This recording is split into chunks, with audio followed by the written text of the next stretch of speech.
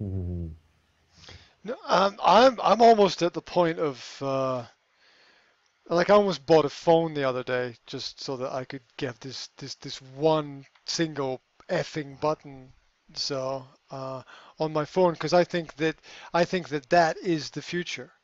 I think that one concept and idea is the future of video streaming technology, and one of the best ways that has ever existed to promote a business um, in live real time. And and Well, I er, agree. I agree in that it's not it's not the gadgetry of it. It's knowing whether you're actually watching the live feed as it's happening or you end up watching the recording of it after. You know, it's not a produced segment. Like it's not edited. It's live. It's as genuine as you're going to get on on the internet. Like somebody shot this. There's no way to edit it. I mean, I guess later on maybe, but there's really no way to edit it as you're going. It's like this is you see what you get. You can't get any more transparent than that. And I think that's what's going to make it more popular and draw more people to it. I just think it's an incredibly powerful tool in the hands of the people that the people have never had access to before. I think that's the kind of technology that's going to blow everything else out of the water. That's this is the kind of technology which is going to mean no one ever turns on a TV ever again. Basically, it's just going to blow Face, everything. face, mm, Facebook Live. Yeah, yeah, yeah. I think it's one of the most powerful pieces of technology I have ever seen and has ever existed in human history. And it's just one Really? Why? because of everything Rudy just said. Um, I don't know if I can add much to that. It's well, anybody can broadcast live with anything from anywhere to a dedicated audience, and people because I think I had a discussion with Rudy about this before about why is the live going to be more popular than the recorded video, and it is because people want things now. They want things in real time. They don't want something that somebody recorded hours ago. They want to know where they are right now, what they're doing right now, what they're thinking right now. It's so now, it's almost in the future, right? It's so now, Right. it's almost in the future. There's I think even with the three of us, we're not normal people, the three of us. I think normal people have that sense of urgency that, you know, the record industry, you know, almost collapsed after Napster came out because people were sharing everything. Well, Napster got dumped, but people still share digital music all the time. It's just they use different things. What the music industry morphed into was just like what the movie industry morphed into. It was the big debut. Like even the gaming is multi-million-dollar. Gaming is as big a business as movies and music out there now. It's all about the debut of the new movie, the new game, the new song, and they know they've got one shot to just hype it up, have everybody download it that day, because after that it's just going to get copied and pirated and moved around as a digital product. So they've changed their way of debuting stuff. It's like get the premiere, it's coming out, like it's going to come out. You want to be the first one to get it, and I say 90% of the people out there, the consumers that are out there, fall for that. It's like, yeah, I got to listen to it before I talk to my friends, or I got to play the game and I got to get to level 10 before my friend does. So I have to get it as soon as it comes out. So I will pay that $50 for that game or whatever it's going to cost, or that dollar for that song, whatever. It's like they know it's like their big sell is that very first day, and then after that, it's going to be a big dip down. So Uh, with live, it's the same thing. It's like people are going to want to see the actual live depiction of whatever's being presented. They don't want to see the recording. They want to see the live version, and that's human nature. And I think with us, I don't think we're wired that way. I don't think we see the value in that, but I think a lot of people are wired that way. Because with me, I can like we just went to go see Batman versus Superman in the $3 theater after it's been out for what 4 months. Because why? Because I'm cheap and I could wait for it to come out to the $3 theater. And the girls are young enough where they don't care. It's like they wanted to see it, but they could wait. So I'm like that. Whereas everybody that wanted to see it went to see it that first week, so they could be in the know and have to be one of the first people to see it. And that's the larger consumer base. And I think with this live streaming, it's going to cater to that too. It's like, oh, if he's on live, I want to see that first, and then like my friend may have to wait to see the recording, but I want to see the actual live thing, and I want to post questions. Like I post questions to Coffee with Dan, and he's answered them. It's like, yeah, you're interacting with that person, you know, and you're not watching the recording afterwards, like or you want to do those questions so your friends can see like, hey, yeah, you answered your questions, that type of thing. So it's definitely going to be a very powerful tool down the line here. And there's also a s- th- there's something absolutely unique about live. There's something exciting. There's something pulsating. There's something inner driven about live. As somebody who worked in the music industry in the past, um, I can tell you that when an artist comes out with a song, the very, very first time that they create the song has something very, very unique and special in it. When they're but but when they go to record it or try to recreate it or play it again, that magic has disappeared. That magic has gone. And very often it was difficult to capture that first moment of magic in the creation of a song. And that kind of magic also exists in conversation and in human ideas and all throughout creativity as well. And this is a way of capturing the magic as the magic happens. It's also a way of capturing the bullshit as the bullshit happens. But Yeah, but I mean, it's I mean, I don't even think it's close to getting tapped because you can have a debut of a song, so and so comes out with it, whatever. Okay, well, it's a holiday. That artist is with his family. They want to hear the song. He's like, he's gonna go out to all his fans. Hey, I'm gonna perform this song for my family in the living room, live, you know, in 20 minutes. So if you can jump on, go ahead and watch it. It's gonna make his fan base rabid. Like aside from having that song the first day, to seeing him perform it live for his family in the living room. I mean, it may not monetize right away, but it's gonna make his fan base incredibly loyal to him. Like, oh yeah, I'm getting to see him do it live to people that he cares about, and that's gonna make people much more loyal. And like even with Johnny, like when Johnny has an aha moment about a stock or a stock strategy or whatever it is, and you can go out to your fans and say, "Hey, I got this really good idea. I'm gonna do some research on it, but I want to share this with all my investors. I'm gonna kind of give you an idea of what I'm about to do in the next 24 hours. If you want to get on my live feed, I'm gonna talk to people about it in 20 minutes, and just then you get the people know you're working your ass off for them. Like, oh, okay, well, let me see what he's up to, and then you tell them like this is gonna secure your retirement. I really feel like, yeah, 20 years down the line, like this is your first sell to them. It's like 20 years down the line, you're gonna be totally fine. I think it's gonna really work for you. I'm gonna go into detail later on. People will be like, go Johnny, go. you know so you kind of drip feed them that information right from the get-go, on certain things. I think that's incredibly powerful too. yeah, just the lifetime share of things who are not in the same physical space that you're in is magic basically in terms of technology. So I mean I see it as the ultimate game changer, and that's why if you've noticed my frustration recently about not being able to catch, I was like, I could be first. I could be first and grab the whole market for this year. I'm the only person in Right. this part of the world who doesn't have that option, basically.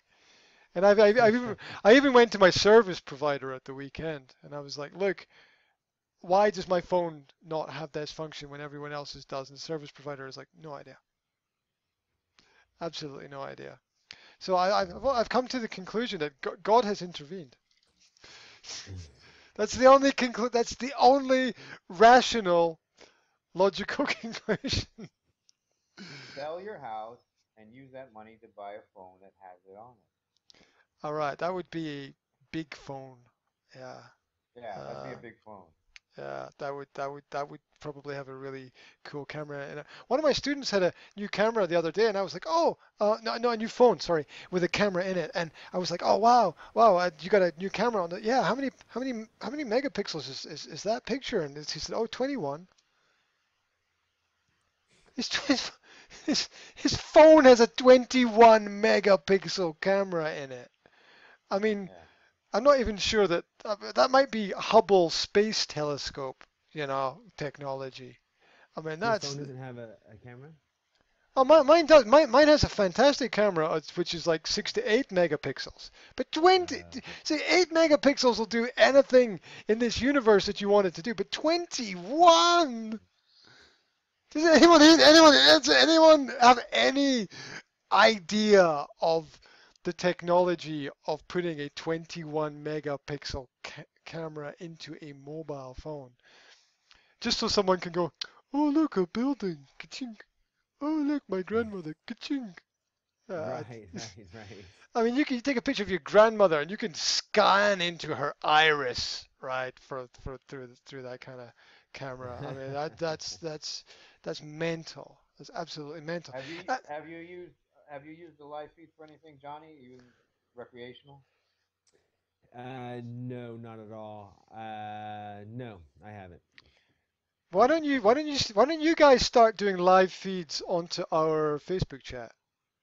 Why don't I'm you just gonna just start test doing it? that. Just testing Yeah, it just to see what you can come up with. Like Johnny, when you that's have what an I want aha to do. Yeah. when you have an aha moment, just if you got an iPhone or whatever, just take the camera out and go, I just got this aha moment right now, and I'm going to tell you right about it. And this is this bang, and just slam it on our. Okay, the reason I wouldn't do it is if I have something like that, I'd rather put it on YouTube so that I have it categorized and maybe I can monetize it or something. Do that after. Do that as a Yeah. second. Do that as a second No, stage. because where does it save to? Saves to It saves the to Facebook Facebook. chat. The And wall. you can scrape it off the wall and You need a the video. program to download it, I think, but I'm pretty sure I'm pretty sure you can download videos off of Facebook page. There must be hundreds of apps, right, Rudy? I don't know. Are we? Yeah, but I mean, it's two separate things. I get what Johnny's saying. It's like, well, that's. I mean, you can get on your phone and just record it to your phone and then download it to YouTube and have it there. But like I said, it's building a fan base on Facebook. It's like the more information that you get and you're doing live, the more people you're hopefully drawing to your group and makes your fan base bigger. And then when you're like, a year or two from now, when you have 10,000 subscribers, you're like, okay, I'm going to do a yearly prospectus on the best 10, 20 stocks to invest in and the strategies behind why I'm doing them. And it's going to be a report, a 1995 report, whatever. 10,000 people have now, you've built this loyalty. You've been doing the Facebook feeds. You've been giving them information in your Facebook group. 1995 times, half the people, a quarter of the people buy it times 5,000. You know, you start to, it gets, starts to get monetized after a while. Not only that, but then there are 10,000 people who may want to invest with you. It's like it's within the Facebook, uh, it's within the Facebook uh, media group that you've created that they're doing it with everybody in Facebook wants to stay in Facebook, so you want to give them as many media platforms as possible, posting recorded videos, audios, posts on things on the internet. Like you see, if you post something from the internet, it still keeps you on Facebook. It doesn't take you out of Facebook. Right. And then the live Facebook feed is just another thing to draw more people into your fan base. Basically, that's what it comes down to. And like Graham was saying, and I agree with. It's probably going to be one of the most powerful ways to do that. Just because of human nature, which none of us have. That the three of us have. We're not.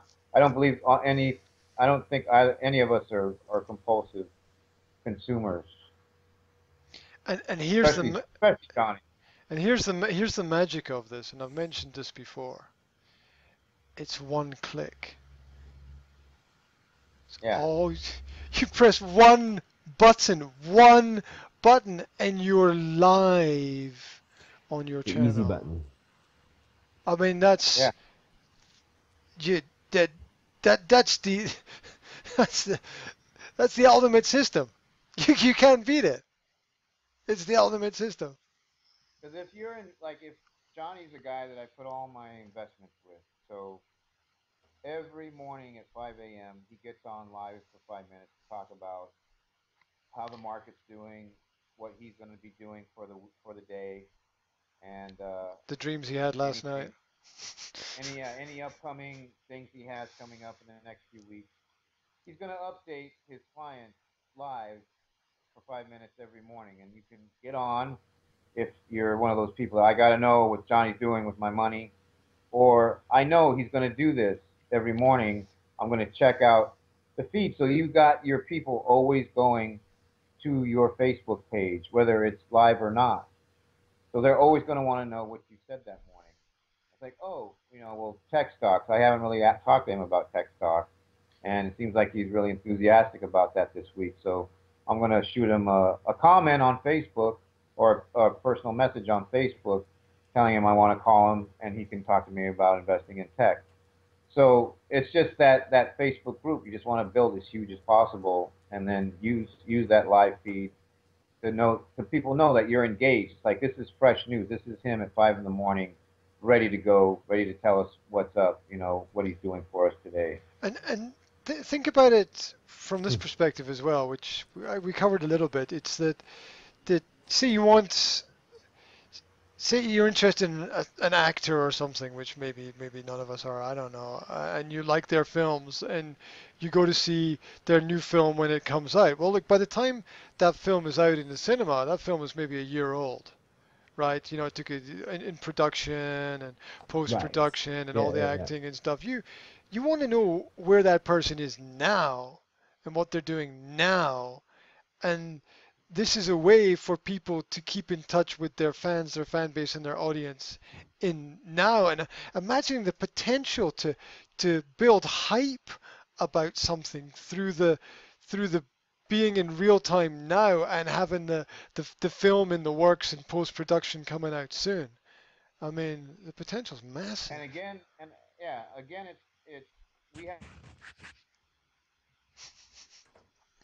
Sugar, the sugar, younger sugar. generation, because there's literally YouTube stars, these little kids, like teenage, tweeners or whatever. What did I buy at the mall today? That's their episode of the day.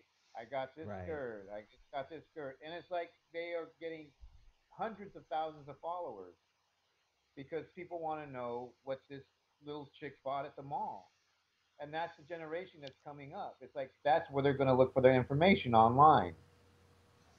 So they're going, like, we may not be using those as our consumers, but that's where the technology is going. And then the parents see it, and then everybody sees it. Okay, well, let's let's start looking at things more online. So yeah, I mean, it's the wave of the future. Will we be tapping into it to a point? Like, I still have a few clients that don't use Facebook. I have a few clients that barely get on the internet. Uh, I have one or two that don't even text, but I get that. That's my demographic. But I use texting more than anything else. I don't use email. I don't call. Texting is my main thing. It's the easiest. That's my generation here. It's a texting generation as far as my demographic. So that's going to be my main one, and then Facebook is the second wave as far as getting me in front of people. So